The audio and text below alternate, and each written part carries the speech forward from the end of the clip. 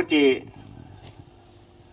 आदरणीय प्रधानाचार्य महोदया और इनका समस्त मेहनती स्टाफ और मेरे गांव के ही छोटे भाई राजेश जी और मेरे साथ आए हुए छोटे भाई प्रशांत ठाकुर और यहाँ पर हमारे पूर्व में हमारे गुरुजन रहे हुए भुंतर में श्री हरिंदर शर्मा जी और काफ़ी हमारे नॉन चेहरे भी आए हैं। मीनाक्षी मैम हैं, आपको बहुत बहुत बधाई हो।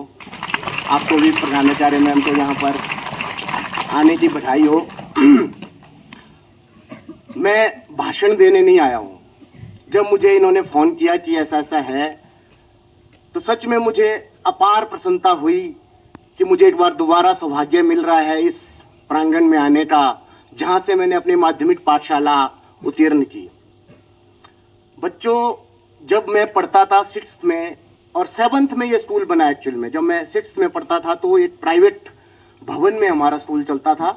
मात्र 2 कमरे हुआ करते थे, यहाँ से बस नीचे 50 मीटर की दूरी पे है वो बिल्डिंग। तो एक क्लास तो बरामदे में ही रहती थी। आप सोचो, हमने वो कष्ट झेला, हमारे पूर्वजों ने उससे भी ज्यादा कष्ट झेला है। अगर आप महापुरुषों के बारे में पढ़ते हैं तो आपने पढ़ा होगा कि एपीजे अब्दुल कलाम जो हमारे राष्ट्रपति रहे, जिन्हें मिसाइल मैन के नाम से जाना जाता है, वो अखबार बेचा करते थे। ठीक है, तो मैं सीधे सीधे प्रैक्टिकल बातों में आऊंगा। सबसे पहले तो आपने अपने मन में एक बात ठान लेनी है। सारे बच्चे आंख बंद करके मंत्र बोलेंगे। गुरुर ब्रह्मा गुरुर विष्णु गुरुर देवो महेश्वरा गुरुर साक्षात परम ब्रह्मा तस्मै श्री गुरुवे नमः। अपने जीवन में अगर आप इस मंत्र को ढाल देंगे, इसका पालन करेंगे, तो आप कभी भी असफल नहीं होंगे। घर में माता पिता और स्कूल में, पाठशाला में अध्यापक गुरुजन, ये 2 ऐसी छवि होती है जो बच्चों का भविष्य अच्छा ही देखना चाहती है। कोई भी माँ बाप अपने बच्चे का बुरा नहीं चाहते, कोई भी अध्यापक, कोई भी गुरुजन अपने बच्चों का बुरा नहीं चाहते हैं। तो आप अपना बुरा क्यों चाहते हैं? समझ रहे हैं बात सारे? मैं प्रैक्टिकली बात करूंगा, ज्यादा भाषणबाजी नहीं करूंगा। तो कौन कौन बच्चे मोबाइल चलाते, हाथ खड़ा करो। कौन कौन बच्चे मोबाइल चलाते हैं? शाबाश, बहुत बहुत अच्छी बात, अच्छी बात है, अच्छी बात है। आपने पढ़ा होगा विज्ञान के 2, क्या विज्ञान के 2 क्या होते हैं? विज्ञान के 2 रूप होते हैं, एक अभिशाप, एक वरदान। तो आपने मोबाइल को किस रूप में लेना है? क्या देखना है आपने उसमें? फॉर एग्जाम्पल कोई बताएगा? कोई एक बच्चा, मैट्रिक में कौन पढ़ते हैं यहाँ? मैट्रिक वाले हाथ खड़ा करो, हाथ खड़ा करो। सिर्फ मैट्रिक में कोई नहीं है? तो एक तो मेरा ही भतीजा निकल गया। देखो, सबसे बड़ी बात यह है, मोबाइल में आपने क्या देखना आज के बाद? जो आपको नहीं आता। फॉर एग्जाम्पल, सुबह उठे, अगर आपके पास मौका मिला, आपने देखना इंपॉर्टेंस ऑफ टुडे, डेट डालनी। साल में बच्चों 365 दिन होते हैं। कितने होते हैं? कभी कभी 360 भी होते हैं, पता है ना? वो क्यों होते हैं? वो लीप वर्ष क्यों होता है? ऐसे देखो, कब, क्यों, कैसे, कहां। जिस बच्चे ने ये जिज्ञासा अपने अंदर पैदा कर ली, उसको दुनिया की कोई भी शक्ति हरा नहीं सकती। भले ही आपको कठिनाइयां बहुत आएगी। हर सफल इंसान के पीछे कठिनाइयां, संघर्ष छिपा होता है। ठीक है? तो बोलने का मतलब ये है कि अगर आपके अंदर जिज्ञासा पैदा होगी कि आज के दिन का महत्व, आज क्या है, कल फिर सर्च करो डेली। क्योंकि मुझे पता है आप बच्चे रोज फोन चलाते हैं। अगर आप उस फोन को, उसका यूटिलाइज करोगे तो आपको पता लगे, आप बोर भी नहीं होंगे। देखो, दो बातें होती है जीवन में। एक बच्चा बोलेगा मेरा ध्यान नहीं लगता है, मैं पढ़ता तो बहुत हूं, 6 घंटे पढ़ता हूं, 10 घंटे पढ़ता हूं, मेरे को मतलब याद नहीं होता। कारण पता आपको? कोई बच्चा बता सकता है कारण? कारण यह है कि आपको रुचि नहीं है, इंटरेस्ट नहीं पैदा कर रहे आप। दिमाग तो सबने एक जैसा पाया है, जरूरत है उसको सही जगह इस्तेमाल करने की। ठीक है, आप समझ रहे हो मैं क्या बोल रहा हूं? तो मेरी बातों को बुरा मत मानना, मैं प्रैक्टिकली सीधे तौर पर आपको यह बता रहा हूं कि कैसे करना है। सबसे पहले अपने अंदर रुचि पैदा करनी है, जिज्ञासा, जानने की इच्छा। रुचि पैदा होगी तो आप इंटरेस्ट से पढ़ोगे। क्रिकेट खेलते हैं आप में से बच्चे? कितने बच्चे खेलते हैं? आईपीएल देखा? ड्रीम 11 शौक से किया ना, शौक था वहां। वैसे ही पढ़ाई भी शौक से करो। देखो, पढ़ाई और खेलना दो ही काम है आपके, पढ़ाई और खेलना। खेलने में आगे दूसरी गतिविधियां भी, सांस्कृतिक गतिविधियां, कोई भाषण प्रतियोगिता, कोई डांस प्रतियोगिता। ठीक है, पढ़ना और खेलना, मैं तो यही बोलता हूं, पढ़ना और खेलना दो ही काम है। बाकी काम तो ऐसे नहीं कि भाई घर वाले बोलेंगे भाई ये कर, पानी ला, या वो नहीं करना, ऐसे नहीं। घर वालों के काम में भी हाथ बंटाना है। ठीक है, समझ रहे आप?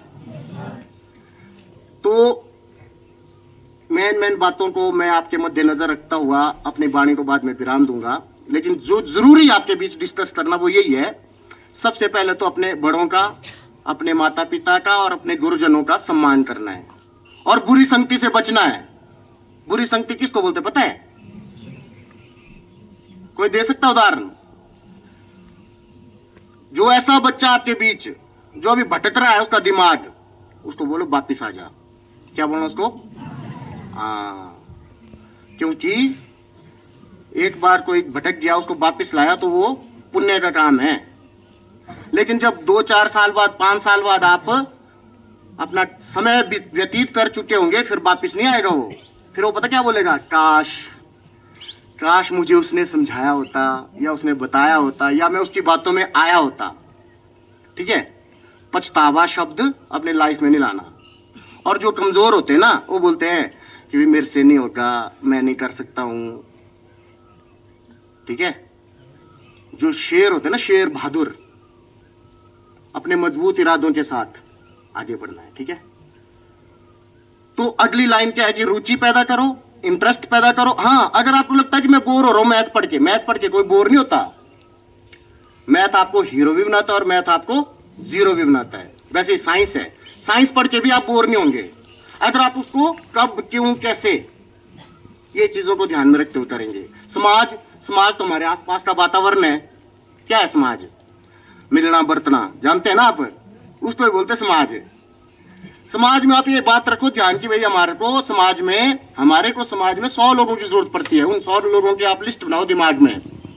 वो ये सामाजिक अध्ययन। और क्या है सामाजिक अध्ययन? इतिहास, भारत कब बना, धरती कब बनी, संसार में कितने देश है, ये सारा है समाज। भूगोल यही है ना। इंटरेस्ट पैदा करो अपने अंदर। आज से आप जब भी सुबह उठेंगे, सबसे पहले तो ये मंत्र बोलेंगे। भाई क्या बोलेंगे? जो मैंने मंत्र बोला, मन में, और अपने मन से बातचीत करना सीखो, आपको बड़ी खुशी मिलेगी। आत्मचिंतन बोलते हैं उसको। क्या बोलते हैं? तो बस एक और श्लोक सुनाऊंगा आपको, क्योंकि मैं संस्कृत का टॉपर रहा हूं और मुझे संस्कृत में स्कॉलरशिप मिली है। बाद में मैं साइंस पढ़ा हूं, वो बात अलग है। मैं स्कूल में संस्कृत पढ़ा हूं, संस्कृत स्कॉलरशिप मिली है, तो मुझे आज भी वो श्लोक याद है। कौन सा श्लोक? सुनो ध्यान से। आरंभ गुर्वी क्षणी क्रमेण लद्भी पूरा च वृद्धिमति च पश्चात दिनस्य पूर्वार्ध प्रार्थ भिन्ना छायव मैत्री खल सजना नाम। आपको संस्कृत कौन पढ़ाते हैं यहाँ? मैम इस श्लोक को ना इनको रटा दो, क्योंकि ना ये श्लोक आपको जिंदगी भर काम आएगा। अब मैं इसका एक्सप्लेन करता हूं, शायद आपने पढ़ा भी होगा। बोलते हैं सज्जनों और दुष्टों की मित्रता। आपके जीवन में सज्जन भी आएंगे और दुष्ट भी आएंगे। दुष्ट कौन होता है? जो आपको बुरी संगति में डालेगा। जो बोलेगा ऐसा नहीं यार पढ़ना नहीं है, ऐसा कर, भाग जाते हैं यहाँ से। जो सज्जन होगा वो बोलेगा पढ़ना तो पढ़, मेरे साथ में नहीं तो रहने दे, वो अकेला चलेगा। उसकी बातें बुरी लगेगी शुरू में, माता पिता की बातें और गुरुजनों की बातें क्यों लगती बुरी? क्योंकि वो कड़वा बोलते हैं, सच बोलते हैं। ठीक है, अब सुनो इस श्लोक को। दुष्टों और सज्जनों की मित्रता, नहीं सुनो, दुष्टों और सज्जनों की मित्रता दिन के पहले भाग, कौन? छाया की। जब धूप पड़ती है, दिन के पहले भाग की छाया और दिन के दूसरे भाग की छाया की तरह होती है। जो दुष्टों की मित्रता होती है वो सूर्य की रोशनी जब आती है सुबह के समय, उस टाइम पर छाया कितनी लंबी होती है पता है?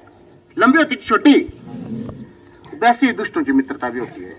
तो इस श्लोक में क्या तुलना की गई है? उस छाया की तरह होती है जो सूर्य के निकलने के बाद जो होती है सुबह के समय दोपहर तक। पहले क्या होते? बहुत लंबी। वैसे दुष्ट लोग होते हैं, पहले मीठी मीठी बातें करके आपको गुमराह करेंगे, फिर बोलेंगे आपको ऐसा करेंगे वैसा करेंगे, यहाँ चलेंगे वहां चलेंगे। फिर क्या होगा? जब खुद भी फेल हो जाएगा, छाया क्या हो जाएगी? छोटी। लेकिन सज्जनों की मित्रता क्या होती है? पहले होगी छोटी, फिर धीरे धीरे क्या होती है? सूर्यास्त के समय तक परछाई बढ़ती जाती है। तो वैसे ही होती है। ठीक है, एक तो रहना बुरी संगति से दूर, कोई बात नहीं, आप अकेले चलो। अगर आप अच्छे होंगे तो आपको 2-4 लड़के और फॉलो करेंगे, अच्छी लड़की होगी तो 2-4 लड़के और जुड़ेगी। लेकिन बुरी संगति में अगर चले गए तो सड़े हुए आम, सड़े हुए केले, कहानी सुनिए, एक खराब फल सभी खराब फल, अच्छे फल को खराब कर देता है। वैसे ही है। ठीक है, अब आता हूं मैं तीसरे पॉइंट पे। कभी भी प्रेशर में नहीं पढ़ना। प्रेशर समझते हो? फोर्स अपॉन एरिया साइंस में, बल अपॉन क्षेत्रफल जो होता है। हिंदी में प्रेशर, दबाव। दबाव कई प्रकार का हो सकता है, घर का दबाव, बीमारी का दबाव, दिमाग कमजोरी का दबाव। हालांकि दिमाग कमजोर नहीं होता है, कोई अलग इशू होगा, कोई मतलब साइंटिफिक इशू होगा या कोई मेडिकल इशू, वो बात अलग है। अदरवाइज दिमाग सबका बराबर होता है। प्रेशर नहीं लेना। प्रेशर मतलब गांव में मान लो कोई फंक्शन है, आपके घर वालों ने बोला भाई फलाना काम करने जाना, भाई स्कूल मत जाना आज, तो आपने उनको प्यार से समझाना कि मेरी पढ़ाई बहुत जरूरी है। अनटिल अनलेस बहुत जरूरी है वहां जाना, तब आप जा सकते हैं। अदरवाइज अपने बहाने से नहीं कि आज मैंने स्कूल नहीं जाना, आज मेरा टेस्ट है। और एक बात और, मैं अपने हमारे आदरणीय गुरुजनों सभी से अनुरोध करूंगा कि आप लोगों का वीकली एक्शन प्लान बने। वीकली एक्शन प्लान समझते हो? सोमवार को आपको एक्शन प्लान दिया जाएगा और शनिवार को आपका टेस्ट, सबका, हर क्लास का। उससे क्या होगा? उससे आपका पढ़ाई का मन और बढ़े। कंपटीशन की भावना होनी चाहिए ना पहले तो।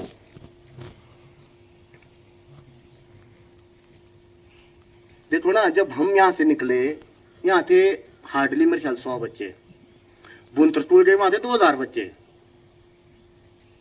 फिर आगे जाते हैं, वहां 5000 हो जाते हैं, और आगे जाओगे 10,000 हो जाएंगे।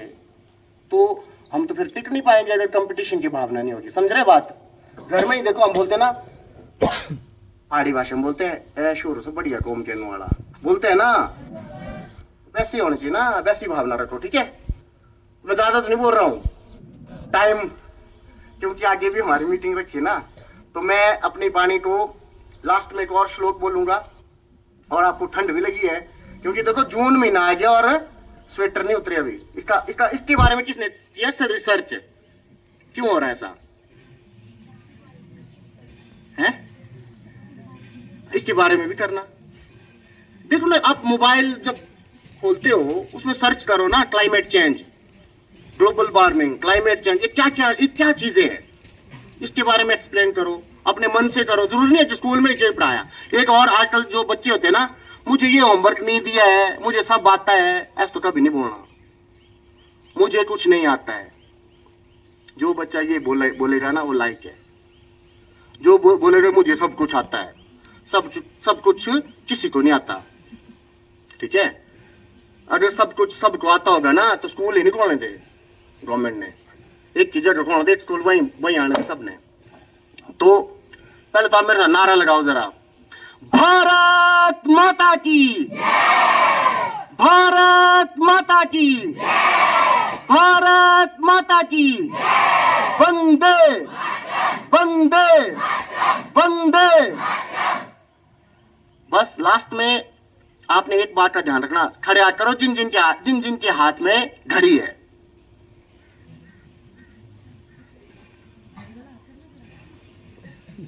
बस अब एक रिक्वेस्ट करनी है आपने अपने घर वालों से, मुझे मोबाइल नहीं चाहिए फोन, पहले तो मुझे घड़ी चाहिए, घड़ी, ठीक है।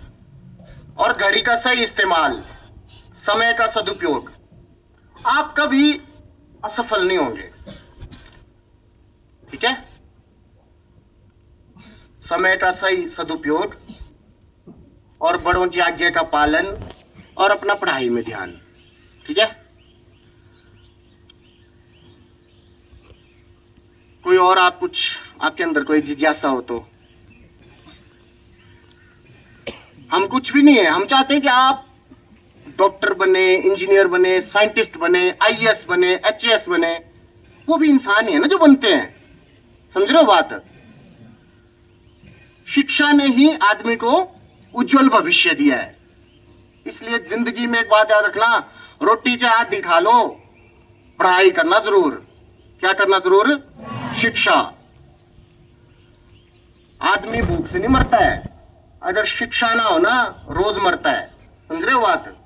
हाँ, शिक्षा जरूरी नहीं है कि आपको नौकरी मिलनी चाहिए। अगर आप शिक्षित होंगे, 1 लाख युवाओं को रोजगार देने की क्षमता रखेंगे आप लोग, बजाओ ताली। शिक्षा को ऐसे जीवन में ढालना है कि आपने रोजगार के अवसर पैदा करने हैं। क्या करने हैं? और आप में से ही आएगा, आप में से ही देश का भविष्य है। ये जरूरी नहीं कि गवर्नमेंट सीनियर सेकेंडरी स्कूल छाउर के बच्चे और स्कूल के बच्चे सब बच्चों के साथ मिलकर जब कंपटीशन होगा आपका, ठीक है, तो ये कब होगा? जब आपके अंदर कब, क्यों और कैसे की भावना आएगी। अपने दिमाग में अपना आदर्श स्थापित करो। मान लो आप किसी साइंटिस्ट को या किसी डॉक्टर को या किसी नेता को, हो सकता है आपके बीच में से कोई एक अच्छा राजनीतिज्ञ बने, ठीक है, क्योंकि जब तक अच्छे पॉलिसी मेकर्स नहीं होंगे देश का भविष्य अच्छा नहीं होगा।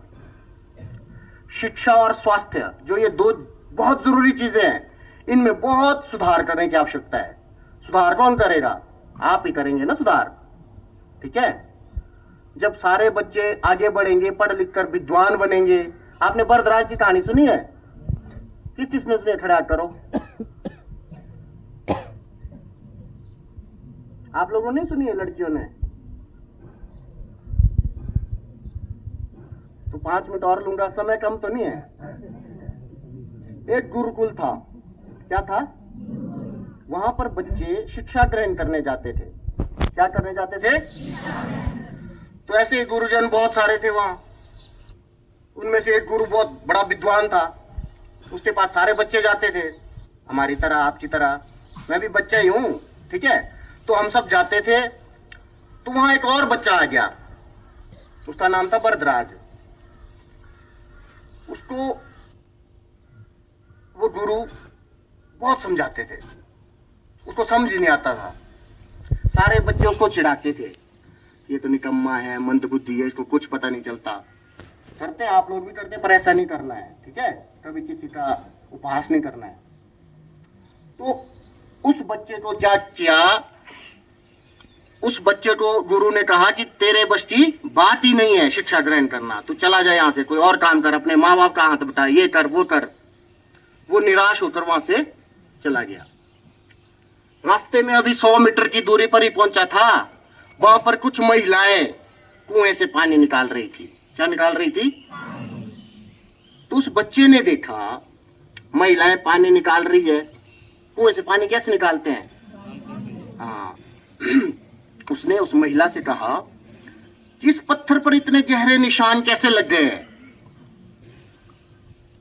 उस महिला ने जवाब दिया कि जब हम इस कोमल रस्सी से इस बाल्टी को खींचते हैं ऊपर, बाल्टी में पानी भरता है और ये जब बाहर आती है तो ये इस घर्षण से, इस रस्सी की बार बार रगड़ लगने से इस पत्थर पर निशान पड़ गए। क्या पड़ गए? किससे पड़े? उस बच्चे की आंखें उस दिन खुली। उसने क्या सीखा? कोई बच्चा बताएगा? उसने ये सीखा कि जब कोमल रस्सी से, रस्सी कितनी होती है? रस्सी सॉफ्ट होती है कि पत्थर सॉफ्ट होता है? जब कोमल रस्सी से हार्ड पत्थर पर निशान पड़ सकते हैं, तो मैं भी बार बार अभ्यास करने से विद्वान बन सकता हूं कि नहीं बन सकता हूं? तब बोला, उसके दिमाग ने बोला, बेटा वापिस मुड़। कहां के लिए? गुरुकुल के लिए। वापिस गया गुरुकुल। उसने मेहनत की, बार बार अभ्यास किया और वो बहुत बड़ा विद्वान बना। आचार्य वरदराज, जिसने संस्कृत के लिए ग्रामर लिखा। तो वहां से एक बात निकली, करत करत अभ्यास के, मेरे साथ बोलो, जड़मती होत सुजान, रसरी आवत जावत ते, सिल पर पड़त निशान। बार बार अभ्यास करने से, सुन लो, बार बार अभ्यास करने से जड़ बुद्धि वाले लोग भी विद्वान बन जाते हैं। जैसे पत्थर की शिला पर एक कोमल रस्सी से बार बार उसके रगड़ने से निशान पड़ जाता है, वैसे ही बार बार अभ्यास करने से एक जड़ बुद्धि वाला भी, मूर्ख व्यक्ति भी, मंद बुद्धि व्यक्ति भी विद्वान बन सकता है। ठीक है? तो इन्हीं शब्दों के साथ मैं एक बार पुनः उम्मीद करूंगा, और मुझे बहुत अच्छा लगा। मैं सभी विद्यालय प्रशासन का हाथ जोड़कर धन्यवाद करता हूं कि आप मुझे यूं ही बुलाते रहेंगे और मुझे आपके बीच आने का मौका मिलेगा। और